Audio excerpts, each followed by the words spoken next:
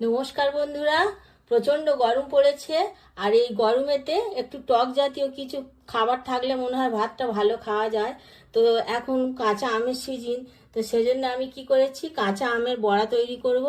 তো সেজন্য কাঁচা আম, এই যে কাঁচা আম নিয়েছি, একটা কাঁচা আমের ছালটা ছাড়িয়ে এইরকম রিং রিং করে কেটে নিয়েছি, এরকম পাতলা পাতলা করে গোল গোল করে কেটে নিয়েছি। আর মুসুর ডাল 2 ঘন্টা আগে আমি ভিজিয়ে রেখেছিলাম, ভিজেও গেছে। আর লাগবে একটুখানি পোস্ত, আর নুন, হলুদ গুঁড়ো, লঙ্কা গুঁড়ো।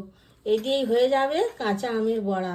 তো প্রথমে যেটা করতে হবে, এই কাঁচা আমগুলোর মধ্যে আমি একটু নুন, হলুদ আর লঙ্কার গুঁড়ো প্রথমে মাখিয়ে রাখবো। আর এই মুসুর ডালটাকে একটা 4টে কাঁচা লঙ্কা দিয়েছি, মুসুর ডালটাকে লঙ্কা দিয়ে আমি বেটে নিচ্ছি। এর মধ্যে আর কিছুই দেব না, শুধু লঙ্কা দিয়ে ডালটাকে প্রথমে বেটে নেব।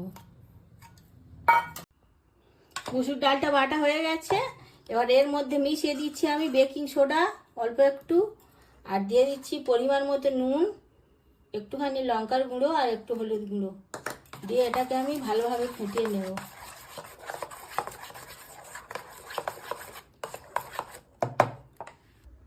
ডালটা ভালোভাবে ফেটিয়ে নিয়েছি। আর এদিকে বড়াগুলো ভাজার জন্য আমি কড়াইতে দিয়ে দিয়েছি তেল। তেলটা গরম হয়ে গেছে। এবারে একটা করে এরকম আম নেব,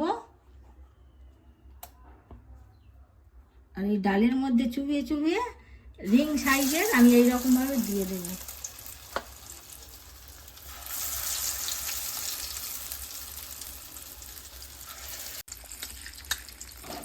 তেলের ওপর দিয়ে বড়াগুলো ছেড়ে দিয়েছি, আর এর ওপর থেকে দিয়ে দিচ্ছি একটু গুঁড়ো পোস্ত। সাইড দিয়ে পোস্তগুলো দিয়ে দিচ্ছি।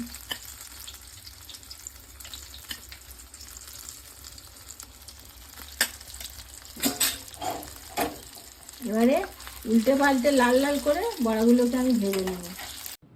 তো বন্ধুরা, খুব সহজেই তৈরি হয়ে গেছে কাঁচা আমের বড়া। গরম গরম ভাত পাতে দারুণ লাগে, পারলে একবার করে দেখতে পারেন, খারাপ লাগবে না।